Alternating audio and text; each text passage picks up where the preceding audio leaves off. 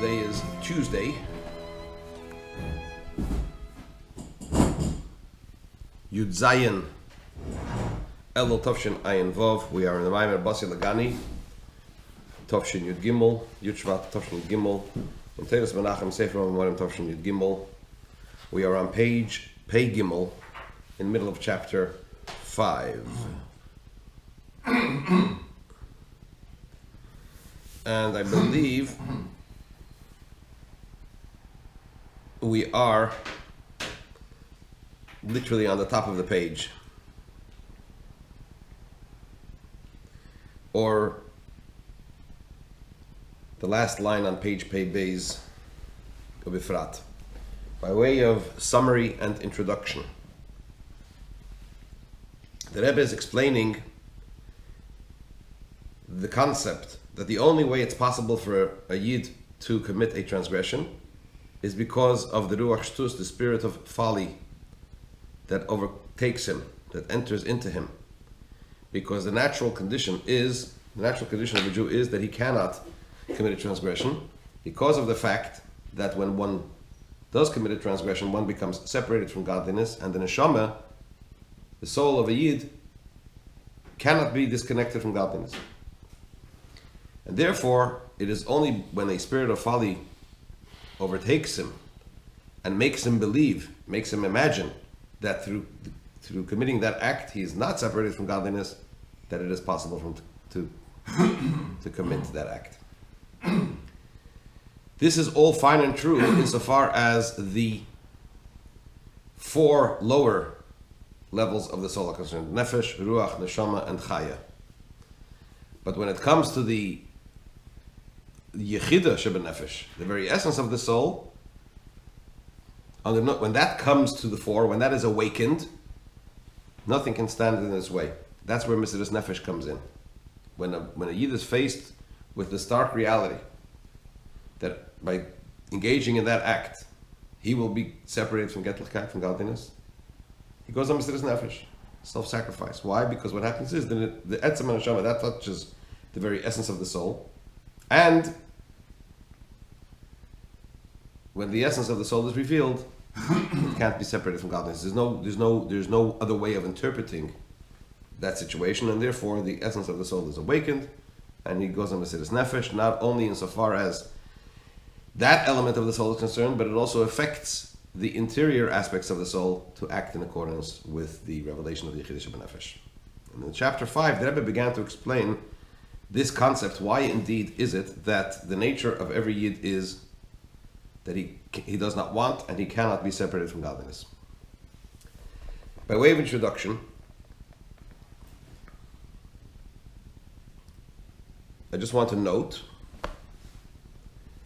what the Rebbe is going to explain, that the creation of souls is from what's known as Pnimiyus HaKelim, the interior aspect of the Keli. A vessel, a physical vessel, for example, has two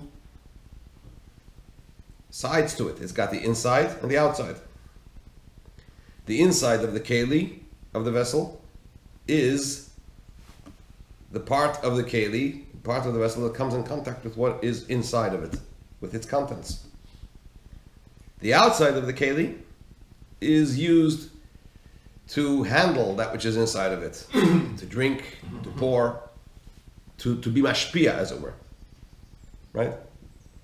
Similarly, Beruchnius, in the spiritual sense, the interior aspect of Kelim, of vessels, of the spheres, of the divine attributes, are fused, are united, are closer, are in contact with the Ur, the Ur that's inside the Keli. Right? The outside of the Keli is there for the purpose of transmitting that Ur onwards. So in other words, the Pnimiyus HaKelim are on a higher level. Innately, insofar as they're concerned themselves, and also insofar as the relationship with the Ur. That they have a relationship with a deeper element of the Ur, of the contents of the Keli, than the exterior aspect of the Keli. Is one created before the other? They created together. Before Before means I'm not sure if before is the right word. Yeah, I mean, they have different functions. Insofar as it's like the Alter Rebbe says in Tanya, that when you talk about before and after in the upper realms, we're talking about higher and lower, really. Yeah. Before in level. So And that would be before or level after. So the inside will create before the outside. Is higher, yeah, it's at higher level. So therefore, it in the pecking order, as it were, it comes before the Chitzenius. That's point number one. Another point, which the Rebbe doesn't really allude to over here, but there's a man from the Rebbe in Tafshin Yutes, I don't recall at the moment what the Dibur HaMaskil is, where he explains the difference of Neshamas. So in other words, that's one point of Neshamas, that it's from the Pnimius HaKeli. Right? Souls are created from the Pnimius HaKeli, the interior aspect of the Keli. There's another point, really, which is brought also in the Rebbe Shabbos Memorim, I believe it's in the Kutei Torah, and certainly in this Maimer of the Rebbe Tafshin Yutes, but it's a point, a fundamental point, and it is this: that when we talk about souls, we cannot really talk about creation. A soul of a Yid is innately different, is essentially different than every other creature that exists. The phrase that Rebbe Rashab uses is his pashtus, rather than his havus. He says you cannot really call it his havus, it's his pashtus. In every other created being, there's the creator, there's a very distinct line between the creator and the created. Of course, everything comes from Hashem, and it's from the Sfiris, and so on and so forth, right?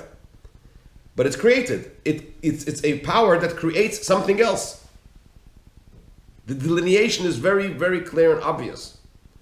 When we talk about neshamis, I mean, Sfiris, of course, are elikus, godliness. But when we talk about neshamis, we're talking about, when we say that they are created from the pnimius akli, the interior aspect of the kli, it's really what we're talking about is an extension, an expansion of that into something called a neshama. From the Pnimius HaKeli. From the pnimius akli, that's the first point. But I'm talking about in terms of how a neshama comes into being. It is innately, essentially, substantially different than every other creature. So that's just a point that we should bear in mind. So now let's go and see how the Rebbe explains this idea. Let's start again from Hay. Everything's got a Pnimius HaKeli and a Chitzonius HaKeli. How do you mean? Every created thing has a Pnimius HaKeli and a Chitzonius HaKeli. No, what you're saying is every created being has a pnimius and a chitzonius. That's what you're saying. But when we're talking about creation comes from spheres, right? The creative process is from the spheres. So from which aspect of the sphere does a particular created being come into being?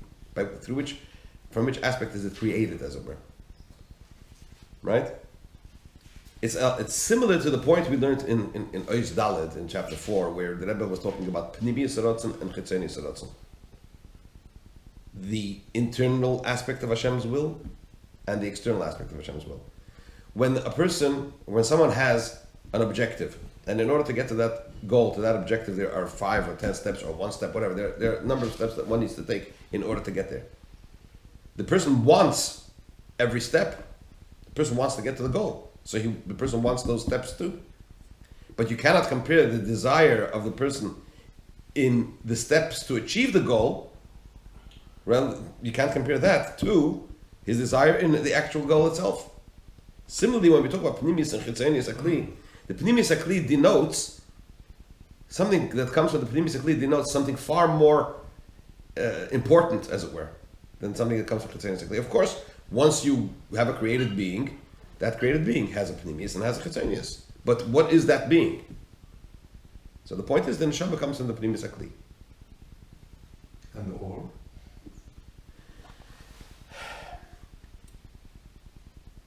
Well, this is not really the place to go into an exhaustive description of spheres, because it's a sugya, it's a subject which is very, very lengthy. There are different opinions in terms of what is the function of the Eir and what is the function of the Kli.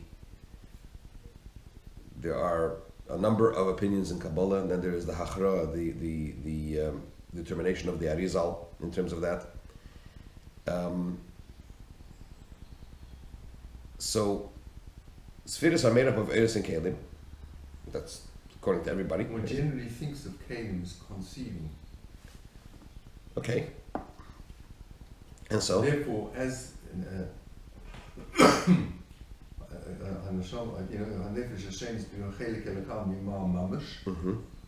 one doesn't think of it in terms of a Kalim.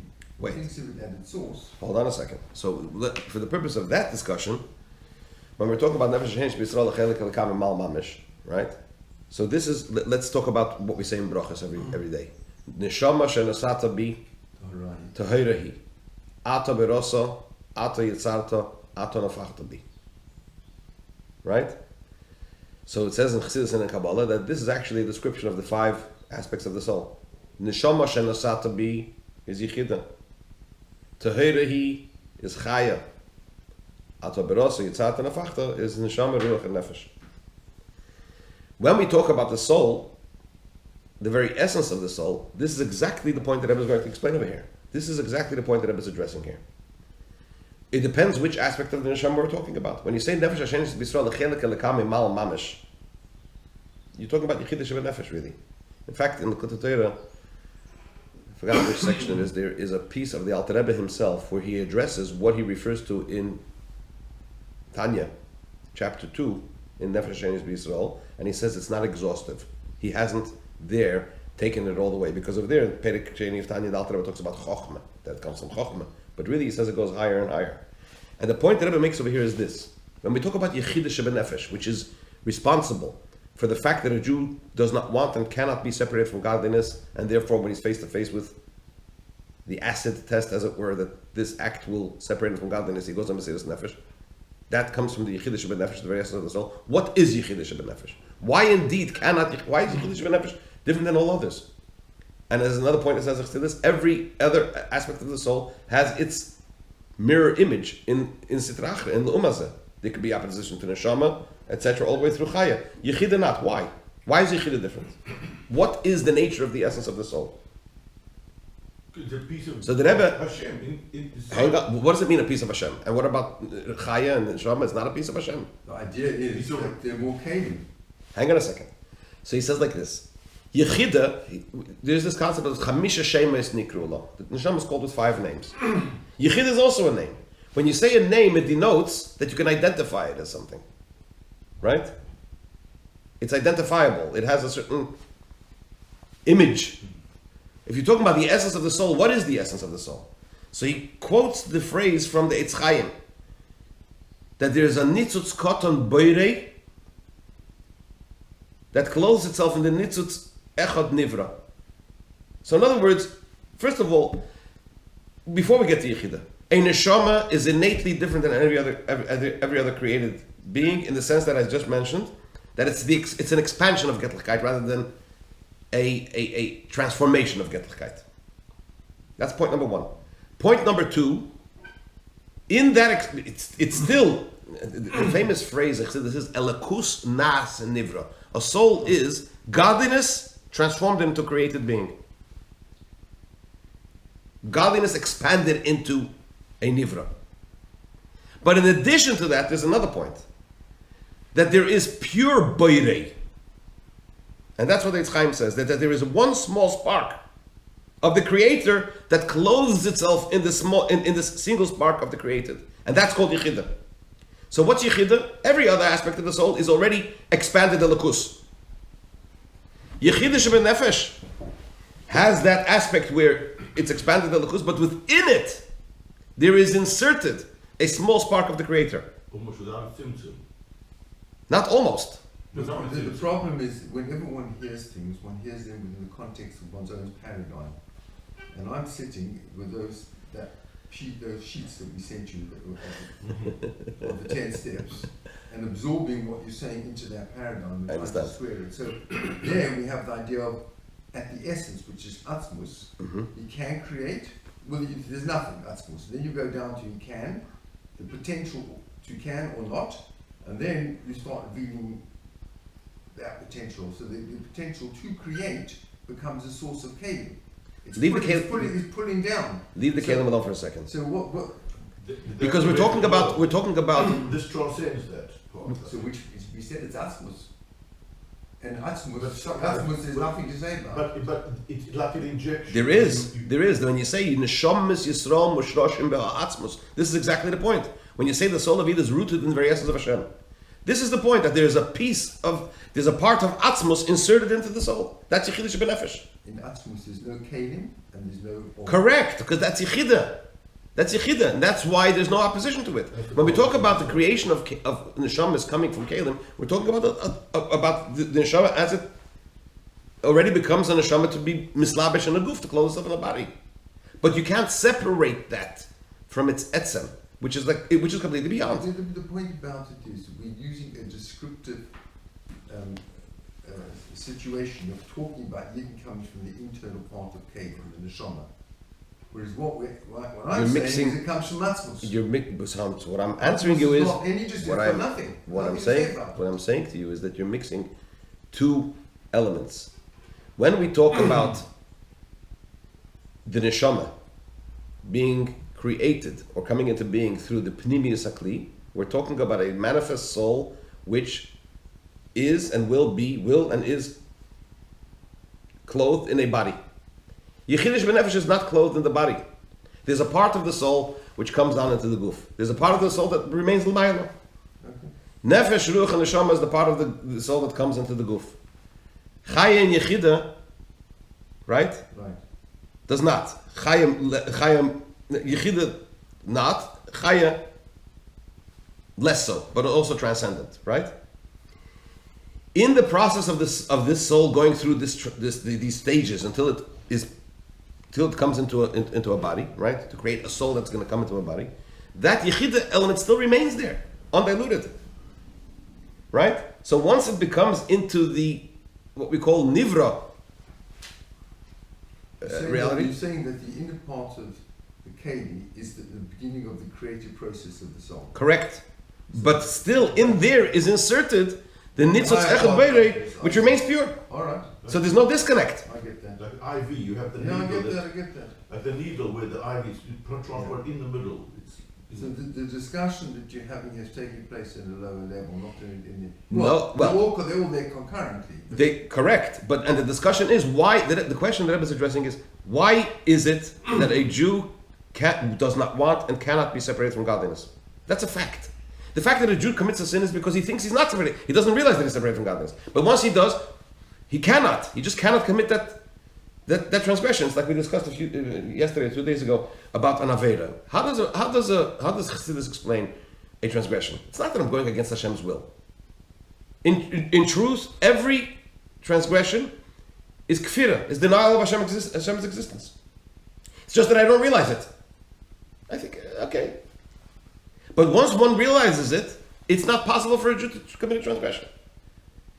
Normally, the spirit of folly, the ruach shtus, the le'umazeh, the opposite of kedusha, has the power to confuse the person.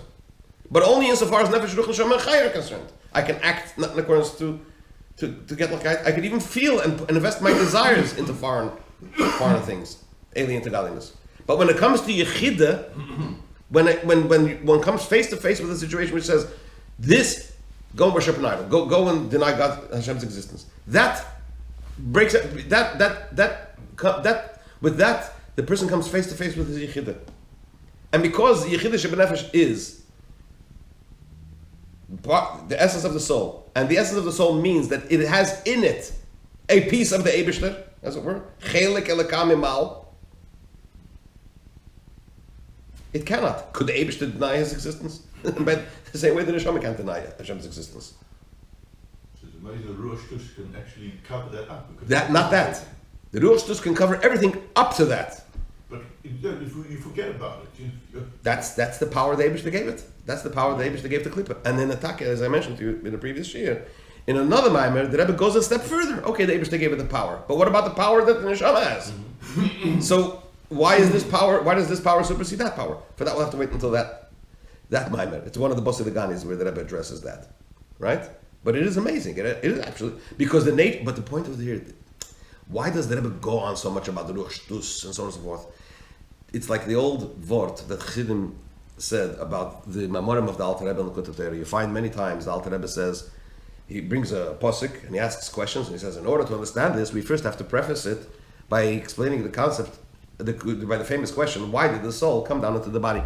The answer is, Yirid Tzerech Aliyah. It's a descent for the purpose of an ascent. Next Maimer, similar template, and in order to, again and again and again. How many times do you have to ask the same question?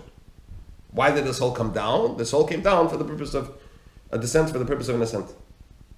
Okay, I understand it. How many times?